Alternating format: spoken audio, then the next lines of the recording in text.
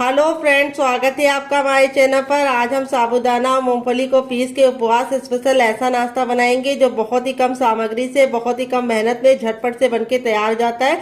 सुबह के नाश्ते में या बच्चों के टिफिन के लिए भी परफेक्ट है और खाने में इतना ज्यादा स्वादिष्ट लगता है कि आप इसे बिना उपवास के भी खाना चाहेंगे। इतनी ज्यादा टेस्टी है, उससे ज्यादा ये हेल्दी है और बहुत ही कम तेल की है। और इस रेसिपी की दूसरी खासियत क्या है कि हम इसे बनाएंगे बिना साबूदाने को भिगोए। तो फ्रेंड, कई बार ऐसा होता है साबूदाने का कुछ चटपटा खाने का मन करता है लेकिन हम साबूदाना भिगोना भूल जाते हैं। तो इस रेसिपी में वो भी झंझट नहीं है और इस रेसिपी को आप बिना साबूदाने को भिगोए बना सकते हैं। तो जब भी आपका दिल करे आप इस रेसिपी को ट्राई कर सकते हैं। और तीसरी खासियत ये है कि आप इसे एक बार बनाकर पूरे महीने स्टोर कर सकते हैं, बिल्कुल भी खराब नहीं होगी अगर आप मेरी बताई टिप एंड ट्रिक को फॉलो करके इस रेसिपी को बनाएंगे। तो चलिए बिल्कुल भी देरी ना करते हुए फटाफट इस रेसिपी को बनाना शुरू करते हैं। उससे पहले आपसे छोटी सी रिक्वेस्ट है, अगर आपने अभी तक हमारे चैनल को सब्सक्राइब नहीं किया है तो प्लीज हमारे चैनल को जरूर सब्सक्राइब कर लीजिएगा। साथ ही नोटिफिकेशन बेल को ऑन कीजिए ताकि जैसे वीडियो अपलोड करूं आपको नोटिफिकेशन मिल पाए सबसे पहले और आप हमारी आसान रेसिपी का फायदा उठा पाए सबसे पहले। यहाँ पे मैंने लिया है 1 कटोरी साबूदाना, जो मैंने मीडियम वाला लिया है, ना बहुत ज्यादा बड़ा वाला ना बहुत ज्यादा छोटा वाला। और ये जो होता है इससे बहुत ही अच्छा नाश्ता बनता है। यहाँ पे हमने साबूदाना का आधा लिया है मूंगफली, तो यहाँ पे आपको मूंगफली का अमाउंट आधा ही रखना है। वेट नहीं, ये हमारा साबूदाना 50 ग्राम है और मूंगफली हमारी 25 ग्राम है। तो चलिए बिल्कुल भी देरी ना करते फटाफट से रेसिपी को बनाना शुरू करते। तो फ्रेंड, यहाँ पे देखिए मैंने एक पैन लिया, आप चाहें तो इसकी जगह पे कढ़ाई भी ले सकते हैं। जो भी बर्तन लीजिए थोड़ा सा भारी और फैला हुआ लीजिए। इसके 2 फायदे होंगे, एक तो आपका साबूदाना जल्दी जलेगा नहीं और दूसरी बात बहुत ही अच्छे से सिकेगा और चलाने में आपको बिल्कुल भी दिक्कत नहीं होगी। अब यहाँ पे जो साबूदाना है इसको मैंने कपड़े से अच्छे से पोंछ लिया है ताकि जो धूल मिट्टी है वो निकल जाए। तो कॉटन कपड़े में डाल के आपको उसको अच्छे से पोंछ लेना है। अब यहाँ पे हम इसके अंदर साबूदाना ट्रांसफर कर देंगे और इसी के साथ हम इसमें अपनी मूंगफली भी ट्रांसफर कर देंगे। और अब इसमें हम बहुत ही अच्छा टेक्सचर के लिए और कैल्शियम से भरपूर थोड़े से मखाने डालेंगे। अगर आपके पास नहीं है तो आप इसको स्किप भी कर सकते हैं, लेकिन हो तो जरूर डालिएगा, इससे बहुत ही अच्छा फ्लेवर आएगा। अब हमें गैस के फ्लेम को मीडियम रखना है और मीडियम फ्लेम पे अच्छे से हमें सारी चीजों को क्रिस्पी होने से इतना तक भूनना है। तो यहाँ पे जब तक क्रिस्पी नहीं होगा तब तक आप इसको चलाते हुए अच्छे से भून लीजिएगा। तो मखाने डालने से बहुत ही अच्छा टेक्सचर आएगा और बहुत ही ज्यादा कैल्शियम से भरपूर बन जाएगा। वैसे तो बच्चे मखाने खाते नहीं है लेकिन इस तरीके से खा लेंगे। यहाँ पे देख सकते हैं 1 से 2 मिनट हो चुका है हमें इसको भूनते हुए। यहाँ पे बिल्कुल अच्छे से हमारे ये सिक गए हैं, गर्म हो गए हैं। और अब हम क्या करेंगे, बिल्कुल भी देरी ना करते हुए हम इसको एक प्लेट में निकाल लेंगे ठंडा करने के लिए। और जब तक ये ठंडा होगा हम इसे साइड में रखेंगे और दूसरा काम करेंगे। तो यहाँ पे चलिए इसको हम प्लेट में ट्रांसफर कर लेते हैं। तो यहाँ पे देखिए ट्रांसफर कर लिया है। साबूदाने को हमने बिल्कुल भी काला नहीं किया है, ना ही लाल किया है, बस इसका कच्चापन निकल जाए और हल्का सा ही गर्म हो जाए और क्रिस्पी हो जाए, इतना हमने इसको भूना है। तो अब इसको हम रख देंगे एक साइड में ताकि ये ठंडा हो जाए। ठंडा होने के बाद ही इस्तेमाल करेंगे। और इसी पैन में अब हम इसके अंदर क्या डालेंगे आइए आपको बता देते हैं। अब पैन को हम अच्छे से गर्म कर लेंगे। जब पैन अच्छे से गर्म हो जाएगा तब इसमें हम एक बड़ी कटोरी डाल देंगे दूध। तो अगर आपके पास दूध ना हो तो बिना दूध के भी बना सकते हैं इस रेसिपी को, लेकिन दूध डालेंगे तो बहुत ही अच्छा टेक्सचर आएगा। अब दूध डाल के हमें इसको अच्छे से दूध को आधा होने तक पकाना है। तो यहाँ पे अगर कप से बताएं तो हमारा 2 छोटा कप दिया है, अगर आपका बड़ा है तो आपको 1 कप लग जाएगा। दूध डालने से बहुत ही बढ़िया रिजल्ट आएगा। तो दूध को हमें धीमी धीमी आंच पर अच्छे से आधा होने तक, यानी दूध हमारा जब तक आधा जल के नहीं हो जाता तब तक पकाना है। तो जब तक ये धीमी धीमी पक रहा है तब तक हम दूसरा काम करेंगे, इसे यहीं पे रख देंगे और बीच बीच में चलाते रहेंगे ताकि ये जले भी ना। और जो बर्तन लीजिएगा इसीलिए बोला था थोड़ा सा भारी लीजिएगा ताकि दूध बिल्कुल भी जले ना। तो यहाँ पे हम दूध को रखेंगे साइड में धीमे धीमे पकने के लिए, तब तक दूसरा काम करेंगे ताकि टाइम ना वेस्ट हो। तो यहाँ पे देखिए सारी चीजें बिल्कुल अच्छे से ठंडी हो गई। ठंडी होने के बाद ही हमें इसको यूज करना है। कैसे यूज करना है वो आपको बताएंगे। तो अब हम ले लेंगे सबसे छोटा वाला मिक्सी का जार, ना बड़ा वाला ना मीडियम वाला, सबसे छोटा वाला लेना है। और इसके अंदर हम इसको ट्रांसफर कर देंगे सारा का सारा। यहाँ पे आपको ख्याल ये रखना है जार में बिल्कुल भी पानी नहीं लगा होना चाहिए, जार बिल्कुल अच्छे से सूखा होना चाहिए। और अब हम इसके अंदर कुछ भी नहीं ऐड करेंगे, इसको हम कवर करके बिल्कुल अच्छे से इसका पाउडर बनाएंगे। मिक्सी को रोक रोक के इसको अच्छे से पीसना है। तो इसका जो पाउडर होता है वो नमक के जैसा होता है। तो चलिए इसको पीस के लेके आते हैं, फिर आपको इसका हम टेक्सचर भी दिखाएंगे डियर, ताकि आपको समझ में आ जाए कि रेसिपी को बनाने के लिए आपको साबूदाने को कितना पीसना है। तो यहाँ पे देखिए मैंने इसको पीस लिया है। पीसने में बिल्कुल भी दिक्कत नहीं होती, अच्छे से पीस जाता है। अब मैं आपको इसका टेक्सचर दिखाऊंगी। देखिए इस तरीके से ये हल्का सा मोटा मोटा सा नहीं होता है, बहुत ज्यादा मोटा नहीं होता, लेकिन हल्का सा नमक जैसा होता है इसका टेक्सचर। क्योंकि ये साबूदाना है, बहुत ज्यादा बारीक मैदे जैसा नहीं पिस पाएगा। तो इसी तरीके से आपका टेक्सचर होना चाहिए। अब हम क्या करेंगे, यहाँ पे हम इसमें से आधा निकाल लेंगे एक प्लेट में, और इसको हम बाद में यूज करेंगे। जो आधा हमारा बचा हुआ है उसको हम यूज करेंगे। तो चलिए अपने दूध को चेक कर लेते हैं, अब वो आधा हो गया होगा। तो यहाँ पे देखिए दूध को पकते हुए इस तरह से 2 से 3 मिनट हो चुका है। दूध हमारा बिल्कुल इस तरह से गाढ़ा हो गया है और आधा हो गया है। अब इसमें हम एक छोटा कप डाल देंगे शुगर। आप चाहे तो शुगर की जगह पे गुड़ भी डाल सकते हैं, लेकिन अगर गुड़ डाल रहे हैं तो एक बात का ख्याल रखना है, दूध को ठंडा करके इसके अंदर गुड़ डालना है, नहीं तो आपका दूध फट जाएगा। नहीं तो आप इसमें मिश्री भी डाल सकते हैं, या फिर आप अगर वो भी नहीं खाना चाहते तो आप इसमें खजूर को भी पीस के डाल सकते हैं या छुआरे को भी पीस के डाल सकते हैं। तो यहाँ पे हम इसको अच्छे से पका लेंगे। तो यहाँ पे देखेंगे आप लोग, जैसे ही हमने इसके अंदर शुगर डाला है, जिसको चीनी बोलते हैं, शक्कर भी बोलते हैं। अगर इसका कोई नया नाम हो तो कमेंट बॉक्स में जरूर बताइएगा, और साथ में जगह का नाम लिखना मत भूलिएगा। तो यहाँ पे देखिए ये फिर से पतला हो गया है क्योंकि शुगर मेल्ट हुई है। अब हम गैस के फ्लेम को हाई कर देंगे। तो फ्रेंड यहाँ पे देखिए शुगर डाल के मैंने इसको वापस से 1 मिनट और पका लिया है। यहाँ पे दूध हमारा बिल्कुल अच्छे से कुक हो गया है। अब हम इसको साइड में रखेंगे और दूसरा काम करेंगे। जब तक ये ठंडा होगा तब तक हमें इसे साइड में रखना है, क्योंकि हमें इसे गर्म नहीं इस्तेमाल करना है ये। तो चलिए इसको साइड में रख देते हैं, और यहाँ पे हम दूसरा बर्तन इसके ऊपर रख देंगे। और यहाँ पे हमने एक भारी तल्ले की कढ़ाई ली है। अगर आप चाहे तो पैन भी ले सकते हैं, लेकिन जो भी बर्तन लीजिए थोड़ा सा भारी और नॉनस्टिक लेंगे तो बहुत ही अच्छा रिजल्ट आएगा। अगर नहीं है तो आप इसे और किसी भी बर्तन में बना सकते हैं, लेकिन उसमें थोड़ा सा चिपकने का डर रहेगा। अब इसमें हम व्रत के लिए बना रहे हैं तो 1 बड़ा चम्मच इसके अंदर हम डालेंगे देसी घी।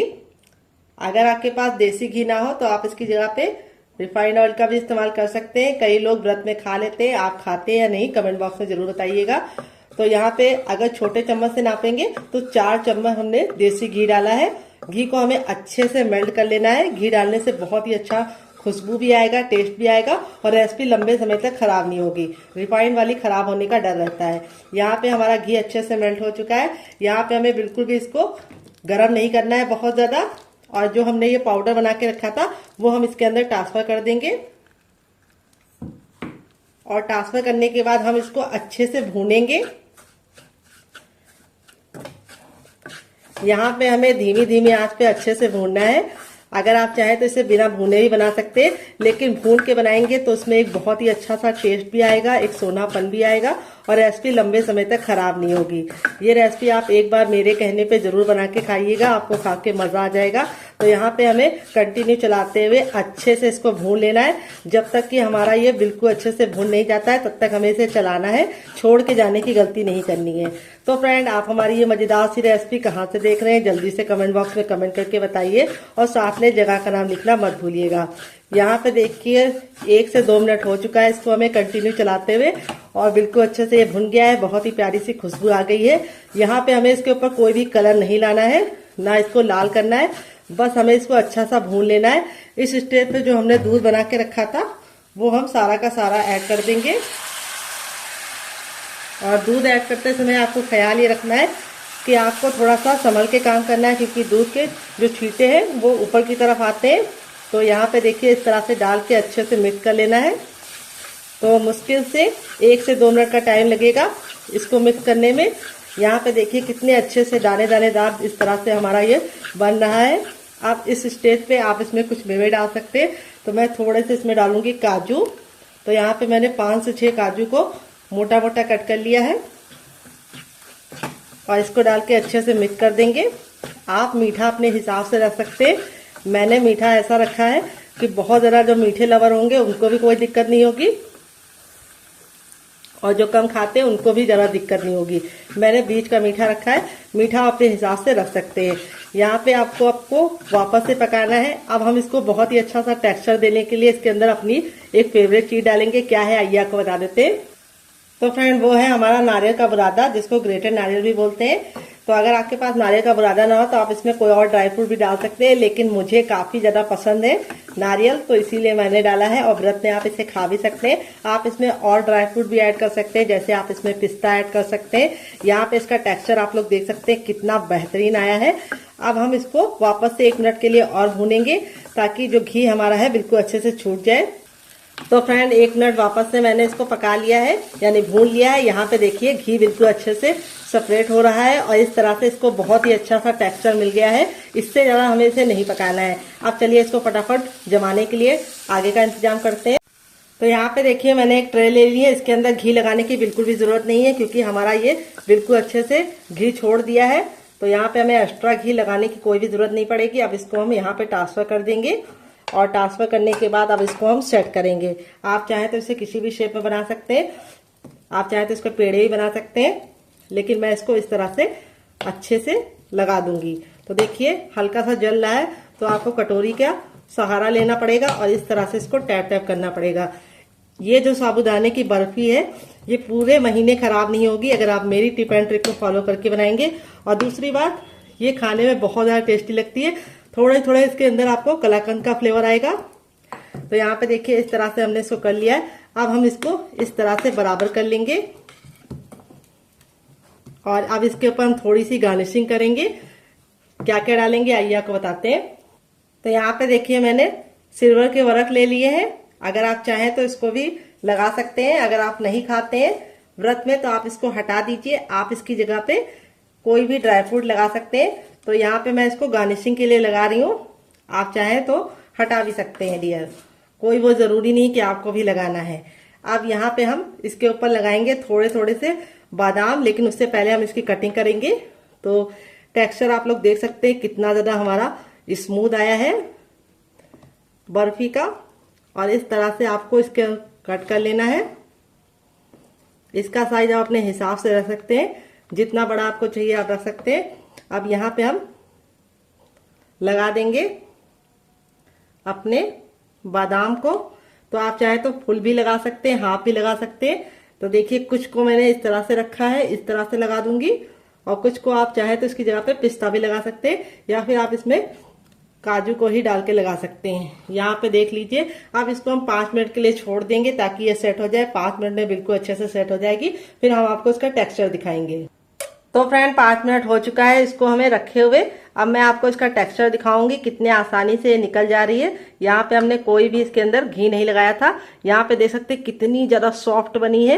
यहाँ पे देख सकते हैं आप लोग इसका रिजल्ट कितना बढ़िया आया है। मुंह में जाते ही मेल्ट हो जाएगी, बिल्कुल कलाकंद का फ्लेवर आएगा अगर आप मेरी टिप एंड ट्रिक को फॉलो करके बनाएंगे। जो हमने दूध को इसके अंदर जला के डाला है वो इसके अंदर खोए का टेक्सचर लेके आती है। और ये मिठाई आप ऐसे खाइए या फिर आप इसको दूध के साथ भी खा सकते हैं। 1 गिलास दूध के साथ 1 पीस खाएंगे तो आपको पूरा दिन एनर्जी महसूस होगी।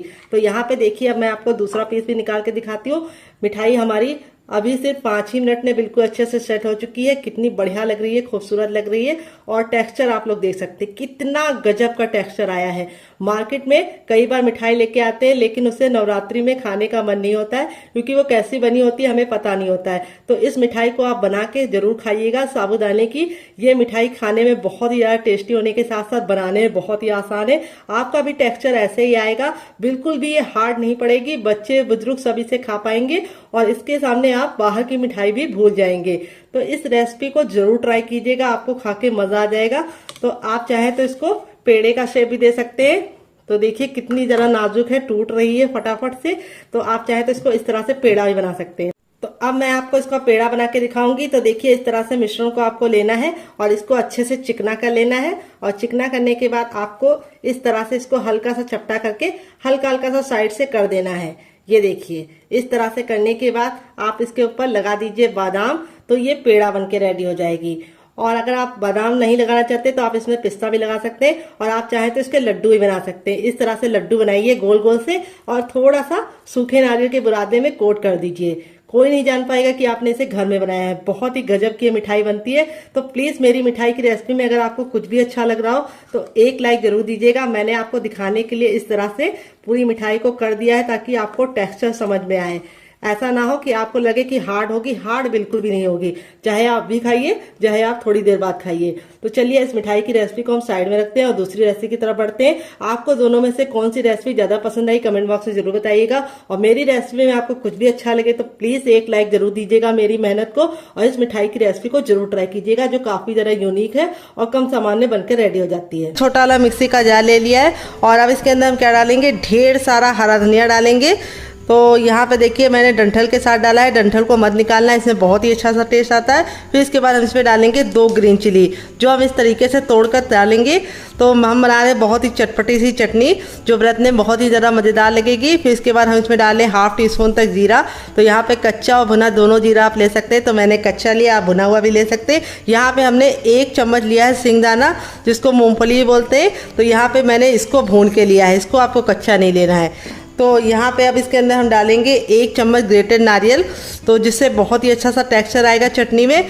तो यहाँ पे देखिए मैंने 1 चम्मच डाला है इसके अंदर ग्रेटेड नारियल जिसको नारियल का बुरादा भी बोलते हैं। अगर आपके पास ये ना हो तो आप इसकी जगह पे फ्रेश नारियल का भी इस्तेमाल कर सकते हैं। अब इसमें हम थोड़ा सा डालेंगे अदरक का पेस्ट, अगर आप चाहें तो अदरक को इस तरीके से मोटा कट करके भी डाल सकते हैं। फिर इसके बाद हम इसमें डालेंगे नमक, नमक आपको अपने टेस्ट के अकॉर्डिंग डालना है, जितना खाते हैं उतना डाल सकते हैं।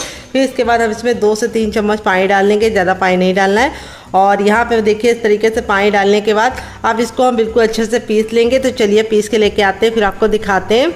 तो फ्रेंड यहाँ पे देखिए मैंने पीस लिया है, कितना बढ़िया कलर आया है और कितना बढ़िया टेक्सचर आया है। देखिए इस तरीके से गाढ़ी गाढ़ी सी रखी है। अब इसको आप चाहें तो ऐसे भी इंजॉय कर सकते हैं, बहुत ज़्यादा डिलीशियस है। लेकिन मैं इसके ऊपर लगाऊंगी तड़का जिससे इसका जो लुक है वो भी बढ़ जाएगा, टेस्ट भी बढ़ जाएगा और चटनी की जो शेल्फ लाइफ है वो भी बढ़ जाएगी। तो इसमें हम थोड़ा सा पानी डाल देंगे ताकि वेस्ट ना हो। ये देखिए 1 से 2 चम्मच पानी डाल के इस तरीके से हम बिल्कुल अच्छे से चला के इसको भी यूज़ कर लेंगे। तो यहाँ पे देखिए मैंने तड़के पैन में 1 चम्मच घी को अच्छे से गर्म कर लिया। जब हमारा घी अच्छे से गर्म हो जाएगा तब इसमें हम डालेंगे जीरा और 1 चुटकी हींग डाल देंगे। अगर आपके पास कड़ी पत्ता हो तो आप वो भी डाल सकते हैं, मेरे पास नहीं है तो मैंने नहीं डाला है। फिर इस तरीके से हम तड़का ऐड कर देंगे। तो तड़का लगने के बाद जो इसका टेस्ट है वो भी बढ़ जाता है, लुक भी बढ़ जाता है और ये चटनी 10 से 15 दिन तक बिल्कुल भी ख़राब नहीं होती है। तो चलिए इसको साइड में रख देते हैं। यहाँ पे देखिए इसका टेक्सचर कितना ज़्यादा स्मूथ आया है नारियल का डालने की वजह से। तो चलिए इसको साइड में रखते हैं, दूसरा काम कर। तो फ्रेंड यहाँ पे देखिए मैंने क्या लिया है, यहाँ पे मैंने 2 आलू लिए हैं जिसको मैंने बॉईल करके ठंडा कर लिया है। गर्म आलू का इस्तेमाल नहीं करना है। अगर आपका बड़ा आलू है तो आपको सिर्फ 1 आलू लेना है। वेट नहीं आलू बताऊँ तो मुश्किल से हमारा 50 ग्राम है। आलू डालने से इस रेसिपी में बहुत ही अच्छा टेस्ट आएगा और इसका जो टेक्सचर है वो भी काफी ज्यादा स्मूथ आएगा। और यहाँ पे हम पानी का बिल्कुल भी इस्तेमाल नहीं करेंगे, तो इसलिए आलू से बाइंडिंग भी अच्छी मिलेगी और टेक्सचर भी अच्छा मिलेगा और रेसिपी लंबे समय तक खराब नहीं होगी। आलू को देखिए मैंने छील लिया है। यहाँ पे जो सबसे वाला ग्रेटर होता है बारीक वाला उसका इस्तेमाल करेंगे और इस तरीके से हम आलू को ग्रेट कर लेंगे। ग्रेट करने से 2 फायदे होंगे, एक तो इसमें गुठलियां नहीं होंगी और दूसरी बात टेक्सचर बहुत ही अच्छा आएगा। तो यहाँ पे देखिए इस तरह से हमें दोनों आलू को अच्छे से ग्रेट कर लेना है। तो जो टुकड़े इसमें गिर रहे हैं मोटे मोटे उसको हम फिर से लेके इस तरह से ग्रेट कर लेंगे। अब बहुत सारे लोग कहेंगे कि इसको हम मैश करके नहीं ले सकते हैं क्या, तो मैश करके आप ले सकते हो डियर, लेकिन अगर आप मेरी राय माने तो आप इसको बारीक वाले ग्रेटर से ग्रेट करके लेंगे तो काफी अच्छा टेक्सचर आएगा और बिल्कुल भी गुठलियां नहीं रहेंगी। तो देखिए इस तरह से हमने बिल्कुल अच्छे से इसे स्मूथ बना लिया है। और अब इसके अंदर हम कुछ चीजें ऐड करेंगे। बहुत ही सिंपल सी चीजें होती हैं क्योंकि व्रत में ज्यादा खाया नहीं जाता है कोई भी मसाला वगैरह, लेकिन जो जो खाया जाता है वो मैं डालूंगी। अगर आप उसमें से कुछ भी नहीं खाते तो उसको बिना सोचे आप स्किप कर दीजिएगा, क्योंकि हर घर का अलग अलग नियम होता है। कुछ लोग खाते हैं कुछ लोग नहीं खाते, तो आप अपने हिसाब से इसमें एडजस्ट कर सकते हैं मसाले। तो अब इसमें सबसे पहले हम इसमें डालेंगे व्रत वाला नमक, सेंधा नमक। फिर इसके बाद हम इसमें डालेंगे थोड़ा सा भुना हुआ जीरा और काली मिर्च का पाउडर। और अब इसके बाद हम इसमें थोड़ा सा चाट मसाला ऐड करेंगे जो मेरा घर का बना है, जिसने मैंने वही मसाले डाले हैं जो व्रत में खाए जाते हैं। अगर आपको इसकी रेसिपी चाहिए तो कमेंट बॉक्स में कमेंट करना, आपके साथ शेयर करेंगे। मार्केट वाला मत यूज करना। थोड़ी सी कुटी हुई लाल मिर्च, अगर आप लाल वाली मिर्च नहीं खाते हैं तो आप इसकी जगह पे हरी मिर्च का भी इस्तेमाल कर सकते हैं। और 2 टेबलस्पून तक हम इसमें डालेंगे धनिया, जिसको मैंने इस तरीके से मोटा मोटा कट कर लिया है। तो अगर आप व्रत में धनिया भी नहीं खाते तो इसको भी स्किप कर सकते हैं डियर। यहाँ पे हम इसको अच्छे से मिला लेंगे। ये देखिए इस तरह से मिला लेना है। और अब इसके बाद जो हमारा ये पाउडर बना के रखा था हमने, वो हम इसके अंदर ट्रांसफर कर देंगे। और ट्रांसफर करने के बाद अब हम इसको हाथों से बिल्कुल अच्छे से मिक्स करेंगे। यहाँ पे हमें पानी की बिल्कुल भी जरूरत नहीं पड़ेगी, क्योंकि आलू में इतना मॉइस्चर होता है कि ये बिल्कुल अच्छे से बाइंड हो जाएगा। फिर भी अगर आपको लगे कि आपका नहीं बाइंड हो रहा है तो आपको क्या करना है डियर, आपको थोड़ा सा 1 से 2 चम्मच पानी इसके अंदर ऐड कर देना है। लेकिन शुरुआत में आपको पहले इसको अच्छे से मसलते हुए गूंदने की कोशिश करना है। तो यहाँ पे देखिए अच्छे से मसलते हुए मैंने इसको गूंद लिया है। यहाँ पे मुझे बिल्कुल ही पानी की जरूरत नहीं पड़ी है, क्योंकि हमारा जो 2 आलू का मॉइस्चर था उसी से बिल्कुल अच्छे से बाइंड हो गया है। तो ये साबूदाने का है, तो इसीलिए अब इसको हम 2 मिनट का रेस्ट देंगे ताकि अच्छे से फूल जाए और जो हमने फ्लेवर डाले हैं वो भी आलू के साथ साबूदाने में बिल्कुल अच्छे से समा जाए। तो 2 मिनट का रेस्ट जरूर देना है, तभी इस रेसिपी को बनाना है। तो फ्रेंड, अगर आपको रेसिपी में कुछ भी अच्छा लग रहा हो तो प्लीज मेरी रेसिपी को एक लाइक जरूर दीजिएगा। लाइक अगर आप देते हैं तो हमें मोटिवेशन मिलता है एक नई वीडियो बनाने का। अगर आप लोग लाइक नहीं करते तो समझ में नहीं आता कि रेसिपी पसंद आ रही है या नहीं, और दिल उदास हो जाता है और काम करने का दिल भी नहीं करता है। तो प्लीज लाइक जरूर कर दीजिए। तो यहाँ पे देखिए इस तरह से हम इसको 2 मिनट के लिए छोड़ देंगे, तब तक हम दूसरा काम करेंगे जब तक ये फूल रहा है। यहाँ पे देखिए मैंने वही डाल लिया है जिसमें मैंने साबूदाने और मूंगफली को पीसा था। अब इसमें हम डाल देंगे थोड़ा सा जीरा, कच्चा जीरा लिया है। थोड़ा सा इसके अंदर डालेंगे नमक, तो नमक हमें ज्यादा नहीं डालना है, थोड़ा सा ही डालना है। और अब इसके बाद हम इसके अंदर क्या डालेंगे आइए आपको बता देते हैं। अब इसमें हम डालेंगे 2 ग्रीन चिली। अगर आपकी ज़्यादा तीखी है तो आप सिर्फ 1 डालना, अगर बच्चा बहुत ज़्यादा छोटा है तो आप ग्रीन चिली को स्किप कर सकते हैं। अब इसमें हम डाल देंगे थोड़ा सा धनिया, जिसको हम डंठल के साथ डालेंगे। अगर आपके पास धनिया ना हो तो आप कड़ी पत्ता भी डाल सकते हैं। और अब इसमें हम डाल देंगे 1 इंच का अदरक, जिसको मैंने इस तरीके से मोटा मोटा कट कर लिया है छीलने के बाद। अगर आप अदरक नहीं खाते तो इसको भी हटा सकते हैं, खाते हैं तो जरूर डालिए। 2 चम्मच हमने मूंगफली लिया है, जिसको मैंने हल्का सा भून लिया है। यहाँ पे हमें पानी बिल्कुल भी नहीं डालना है। और अब इसको हम कवर करके इसको हम दरदरा सा पीस लेंगे। तो चलिए पीस के लेके आते हैं, फिर आपको दिखाते हैं। तो यहाँ पे देखिए मैंने इसको पीस लिया है। पीसने में बिल्कुल भी दिक्कत नहीं होती है, क्योंकि मूंगफली में खुद का मॉइस्चर होता है। और जो हमने इसके अंदर हरा धनिया और हरी मिर्च डाली है और जो अदरक डाला है उससे बिल्कुल अच्छे से ये पिस जाता है। आप इस तरह से मसाले को रेडी करके फ्रिज में स्टोर कर सकते हैं, और जब भी आपका ये नाश्ता खाने का मन करे आप फटाक से निकाल के बना सकते हैं। तो यहाँ पे देखिए इस तरह से हमारा ये चटपटा सा मसाला रेडी हो चुका है। इसको हम इस तरह से एक कटोरी में ट्रांसफर कर लेंगे। जो लगा है उसको भी हम निकाल लेंगे, बिल्कुल भी वेस्ट नहीं करेंगे। तो अब इसके बाद हम इसको साइड में रखेंगे। वॉश कर लिया है। अब यहाँ में से मिश्रण में से हम थोड़ा सा भाग ले लेंगे इस तरीके से 2 लोई के बराबर, और इसको हम इस तरीके से लेंगे बिल्कुल अच्छे से। यहाँ पे हम थोड़ा सा इसके अंदर डालेंगे कुट्टू का आटा। अगर आपके पास ना हो तो आप इसकी जगह पे सिंघाड़े का आटा या फिर आप जो पाउडर है साबूदाने का वो भी ले सकते हैं। तो देखिए इस तरीके से हम इसको हल्का सा इस तरह से चपटा कर लेंगे। थोड़ा सा सूखा आटा और डालेंगे और अब इसको हम बेलेंगे। तो यहाँ पे हमें ख्याल ये रखना है कि हमें इसे बहुत ज़्यादा पतला नहीं बेलना है और बहुत ज़्यादा मोटा नहीं। तो जैसे हम चपाती के लिए रखते हैं उसी तरीके से हम इसको बेलेंगे। तो किनारों से ये हल्का हल्का फटेगा, तो घबराने की ज़रूरत नहीं है, क्योंकि हम इसको शेप दे देंगे। तो आप इसको आराम से बेलिए, फटने दीजिए बिना टेंशन के। तो चलिए इसको बेल लेते हैं। तो फ्रेंड देखिए इस तरीके से मैंने बिल्कुल अच्छे से इसको बेल लिया है। यहाँ पे देखिए मैंने इसको कितना मोटा रखा है ये आपको दिखा देते हैं। तो यहाँ पे देखिए मैंने इसको चपाती कितना मोटा रखा है, बहुत ज़्यादा मोटा भी नहीं रखा है, बहुत ज़्यादा पतला नहीं। तो यहाँ पे इस तरीके से आपका भी बिल जाएगा, कोई भी दिक्कत नहीं होगी। अब इसको हम इस तरीके से कट कर लेंगे। तो यहाँ पे मैं कटोरी से कट कर रही हूँ, आप चाहें तो ग्लास से भी कट कर सकते हैं। ये देखिए इस तरीके से हम इसको कट कर लेंगे। तो बहुत ही आसान ये रेसिपी है, आप एक बार बनाएंगे तो इसके दीवाने हो जाएंगे।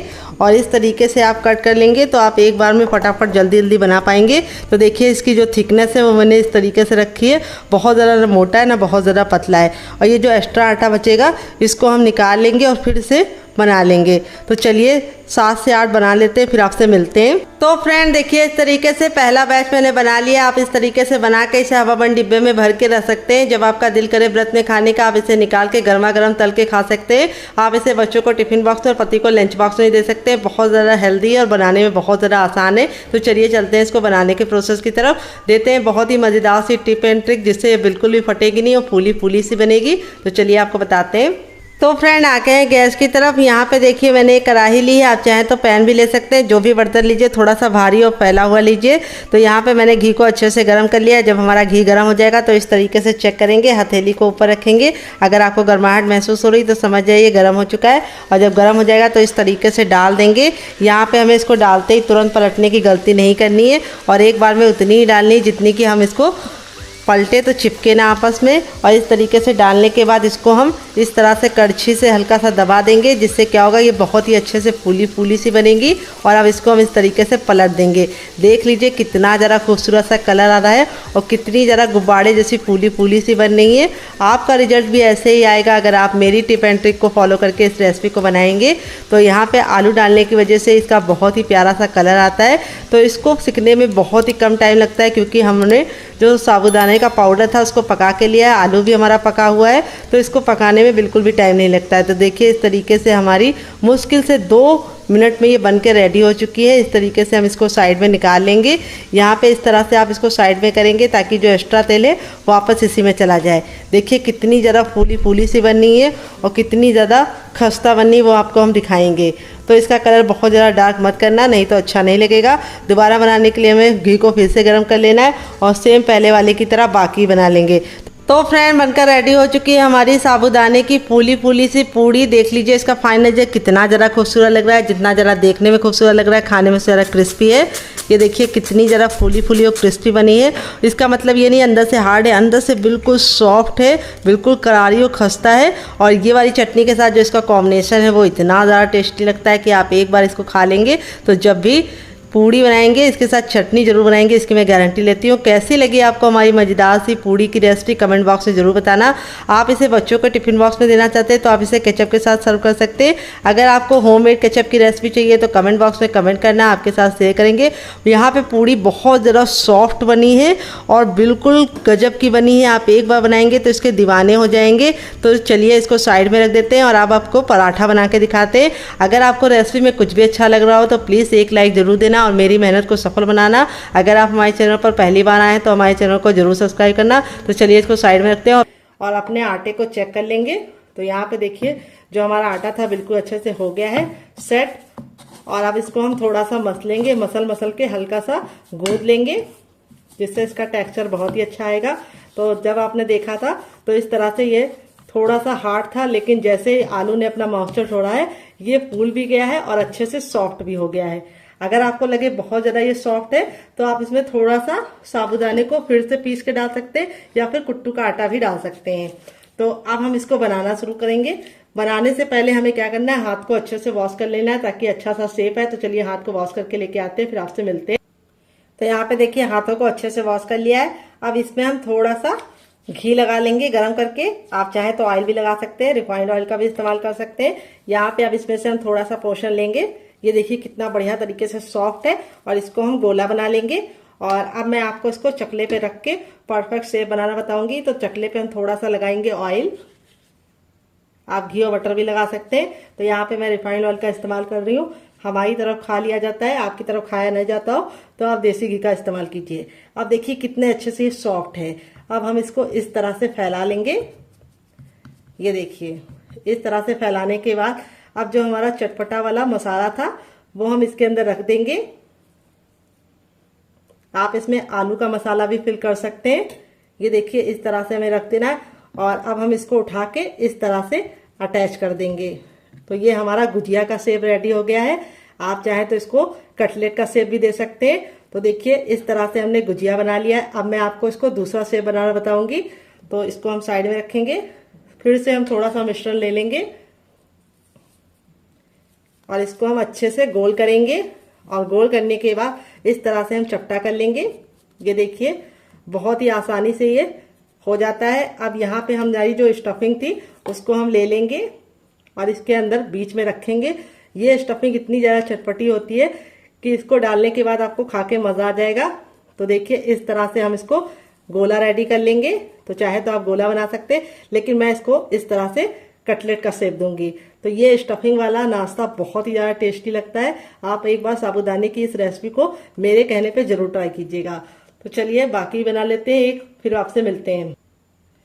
तो यहाँ पे मैं आपको अब तीसरा शेप बनाना बताऊंगी। तो देखिए, तीसरा शेप बनाने के लिए आपको सेम पहले वाले की तरह करना है और यहाँ पे स्टफिंग को हमें इस तरह से बीच में रखना है और इसको हमें इस तरह से अटैच कर देना है और इस तरह से इसको अच्छे से लॉक कर देना है। तो ये हमारा सिलेंडर का शेप रेडी हो जाएगा। तो तीनों में से आपको कौन सा शेप ज्यादा पसंद आया कमेंट बॉक्स में जरूर बताइएगा और आप इसे किस तरीके से बनाएंगे वो भी बताइएगा। तो मेरा जो फेवरेट शेप है वो कौन सा है वो भी मैं आपको बता दे रही हूँ। देखिए हमारी और आपकी पसंद मिलती है या नहीं। तो मेरा जो फेवरेट है वो है ये कटलेट वाला। इसमें कोई भी झंझट नहीं है, बनाना बहुत ही आसान है और बहुत ही फटाफट बन जाता है। तो इस तरह से बना के आप इसे हवाबंद डिब्बे में भर के रख सकते हैं और जब भी आपका मन करे व्रत में कुछ बढ़िया खाने का तो आप इस रेसिपी को निकाल के बना सकते हैं। ऐसे भी ये 4 से 5 दिन तक बिल्कुल भी खराब नहीं होती फ्रिज में और बना के रख देंगे तो 2 हफ्ते तक पहले बिल्कुल भी खराब नहीं होगी। तो चलिए चलते हैं बनाने के प्रोसेस की तरफ। डियर, तो रेसिपी में आपको कुछ भी अच्छा लग रहा हो तो प्लीज आपसे छोटी सी रिक्वेस्ट है, रेसिपी को जरूर लाइक कर दीजिएगा और मेरी मेहनत को सफल कीजिएगा डियर। तो फ्रेंड आ गए गैस की तरफ। यहाँ पे देखिए मैंने एक पैन लिया, आप चाहे तो इसको कढ़ाई बना सकते हैं।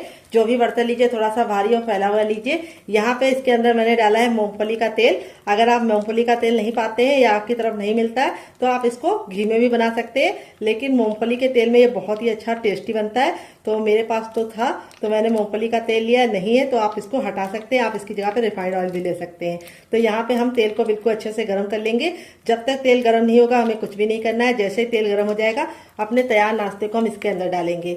यहाँ पे ख्याल ये रखना है गैस का फ्लेम हमें फुल रखना है, क्योंकि जब हम फुल फ्लेम पे डालते हैं तो जैसे ही नाश्ता हमारा तेल के अंदर जाता है तेल का जो टेम्परेचर है वो गिर जाता है। इसीलिए आपको इसे फुल फ्लेम पे ही डालना है। और डालने के बाद अब हमें गैस के फ्लेम को मीडियम कर देना है और मीडियम फ्लेम पे इसको हमें 2 मिनट के लिए पकने देना है और 2 मिनट के बाद हम इसको टर्न करेंगे। यहाँ पे हमें बीच बीच में इसको छूने की गलती नहीं करनी है, क्योंकि अभी ये सॉफ्ट है। 2 मिनट के बाद जब ये एक साइड से सिक जाएगा तब इसको हम पलटेंगे। तो चलिए 2 मिनट के बाद इसे चेक करेंगे।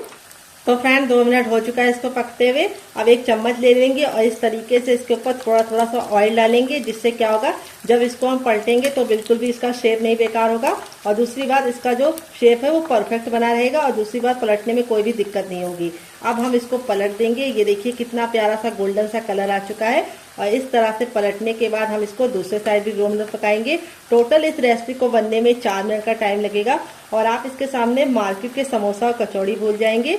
मार्केट के समोसा और कचौड़ी से ये हेल्दी है और कोई भी नहीं जान पाएगा कि आपने इसे बनाया है साबूदाने से। सब लोग पूछेंगे कि आपने इसे किससे बनाया है और व्रत में आपको खा खा के इसको मजा आ जाएगा। तो इस रेसिपी को आप जरूर ट्राई कीजिएगा। तो चलिए दूसरे साइड भी 2 मिनट पका लेते हैं। टोटल इस रेसिपी को बनने में सिर्फ 4 मिनट का टाइम लगेगा। तो चलिए 2 मिनट के बाद इसे चेक करें। तो फ्रेंड 2 मिनट हो चुका है इसको दूसरे साइड से पकते हुए। यहाँ पे देख लीजिए ये बिल्कुल अच्छे से सिक गए हैं, यानी कुक हो गए हैं। ऊपर से क्रिस्पी है, करारे, अंदर से बिल्कुल खस्ता है। अब इसको हम निकाल लेंगे इस तरह से अपने छन्ने में, ताकि जो एक्स्ट्रा तेल है वापस बिल्कुल भी इसके अंदर ना रहे, वापस चला जाए। यहाँ पे देख सकते हैं कितना जरा हमारा नाश्ता देखने में सुंदर लग रहा है। आपका मन कर रहा होगा इसे खाने का तो जरूर बनाइएगा, आपको खा के मजा आ जाएगा। तो चलिए इसको सर्व करके आपको इसका फाइनल रिजल्ट दिखाते हैं। तो फ्रेंड बनकर रेडी हो चुका है हमारा चटपटा सा कुरकुरा सा करारा सा नाश्ता। देख लीजिए इसका फाइनल रिजल्ट कितना जरा खूबसूरत लग रहा है। नाश्ता हमारा जितना जरा देखने में खूबसूरत लग रहा है, बनाने में से ज्यादा आसान है, खाने में से ज्यादा मजेदार है। अगर आप बिगनर हैं तब भी इस रेसिपी को बना पाएंगे, बिल्कुल भी आपको दिक्कत नहीं होगी अगर आपने मेरी बताई टिप एंड ट्रिक को फॉलो करके इस रेसिपी को बनाया तो चलिए दिखा देते हैं कितनी ज्यादा क्रिस्पी है।